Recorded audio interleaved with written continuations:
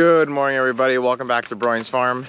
So today is the first day that I'm actually going to be harvesting something besides fruit, like the strawberries and blueberries. So me and Sammy are out here picking kohlrabi to start off. We're going to be going to Hometown Farmers Market tomorrow, and we need to be there at like 6:15. So we want to have everything picked tonight. That way we can get up, load the truck early, and head to market. As you can see, the kohlrabi are pretty big. They're just a little bigger than what we would like. This is kind of the size we like them right here, but they're still nice and tender. Not like they're big and woody or nothing like that, so that's not really an issue. The cabbage is still kind of small, so we can't take any of that, but we do have some broccoli up here, and that's even a little bit small yet, just because usually it would be ready by now, but we just had a lack of rain. We did irrigate them once. We're going to irrigate them again today, if it's not too windy, as soon as we're done harvesting. So well, you can at least get some broccoli here, not a lot of it. We'll get some kohlrabi. We already have pickles and zucchini in the shed, and we're also gonna get some kale. So we're gonna get, I think, about 4 crates at least of the kohlrabi. And since they're big, we can only get about, I would say, 7 in a crate. There is, well, actually, he's got a ton in there. 3, but these are a little bit smaller. So this crate will probably get about 12 or 15. These crates with the bigger ones probably only get about, like I said, 7 or 8 in a crate. So basically for kohlrabi, we're going through and getting the bigger ones right now. We're not planting them right down the row. But comes out with this dirt ball on it. Obviously it's completely dry. There's almost no moisture on it. Then we'll take our clippers, cut that root off, and then we'll just take a couple of the bottom leaves off, just like that. And then that's how it'll go into the crate. There's one, and it's a pretty fast process.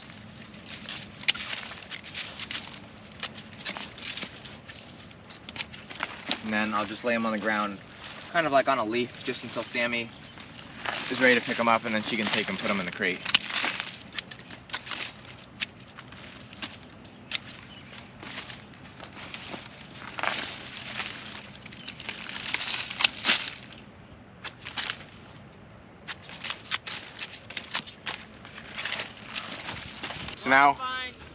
So now we're on to kale.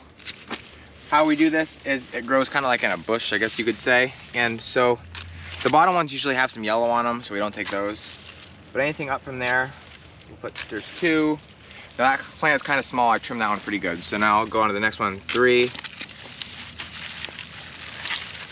4, and 5. We like to put 5 in a bunch as long as they're decent leaves.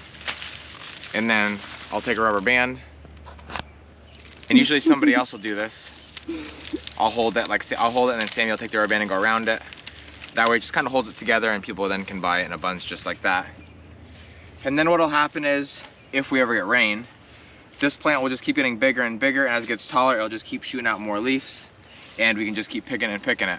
And then we don't plant kale in the mid-season patch, but we'll plant it one more time in the late season, because by that time, this kind of starts to peter out, and then we'll have a new batch to start out with.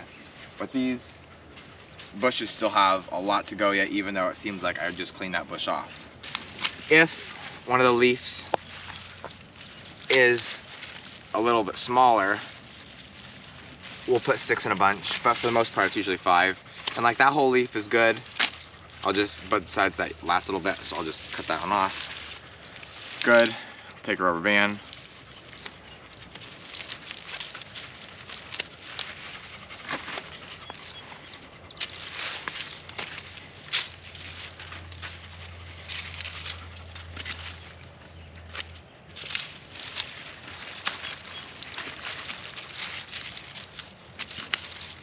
That one's no good.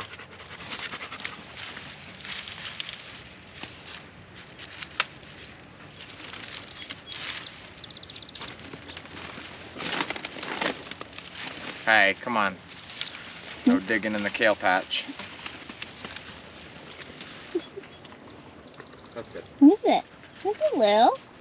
So now we're moving on to broccoli. We found a good section. We kind of know broccoli's ready when it doesn't have that tight center in the middle of the top of it. Like right there, that's kind of tight. But then over here, you can see the bigger beads.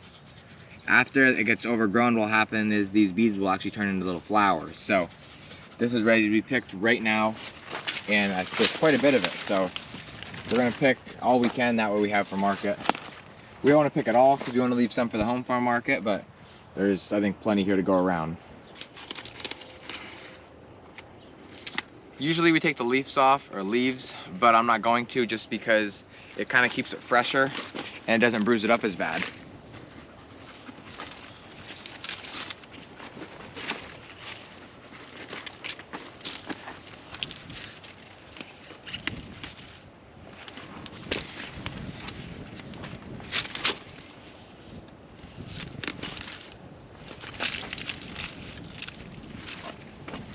Like this one is a decent size, but it's too tight.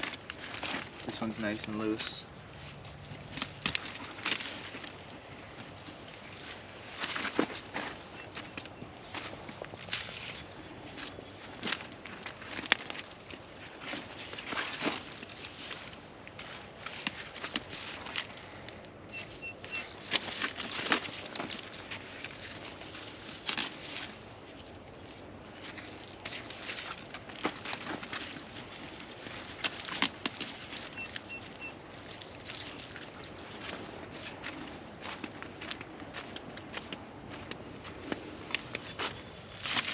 So this is the first little harvest of the year. We got a bunch of beautiful broccoli, not real big, but nice.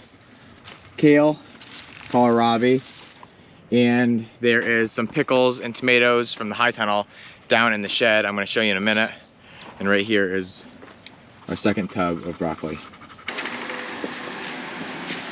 So we're just wheeling this stuff into the cooler right now, if we can fit it. I think we can. There you go. Whoa. Good.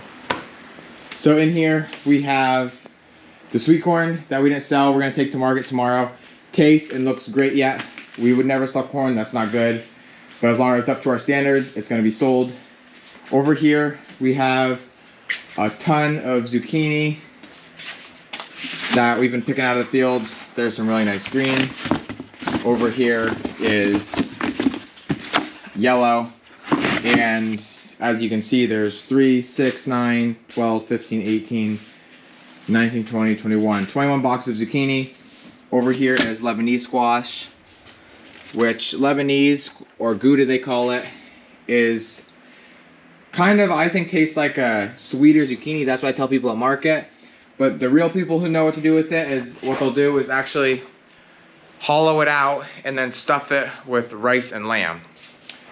So, oh, and then over here we have some pickles, color pickles, that I didn't get to video harvesting just because I couldn't be there. A couple peas we have left. My mom took most of them out to the market. And then out here, Sydney picked a bunch of the high tunnel tomatoes. And they're really nice as well. She picked them a little bit orange. That way they could sit here, because they're going to sit here a day or two to ripen. So by tomorrow they're gonna be perfect. A couple that aren't exactly perfect, but for the most part, they are very nice.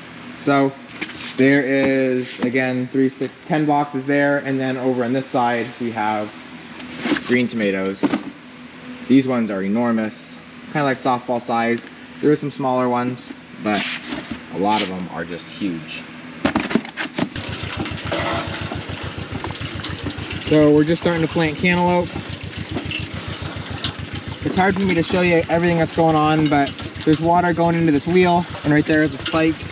The water comes out of the middle of that spike, and then that spike obviously makes the hole, and then that muddy water kind of comes in around the plant as it soaks into the soil. And we're trying to push the plant in as hard as we can, but not too hard, so that we absolutely destroy the roots or the plant itself. After you do it a while, you kind of get the hang of it. Sammy's on that side. I'm on this side. We're planting them every 36 inches. The only problem we have sometimes is we'll get a rock and it's hard to press it in, but for the most part, we don't have too much of an issue.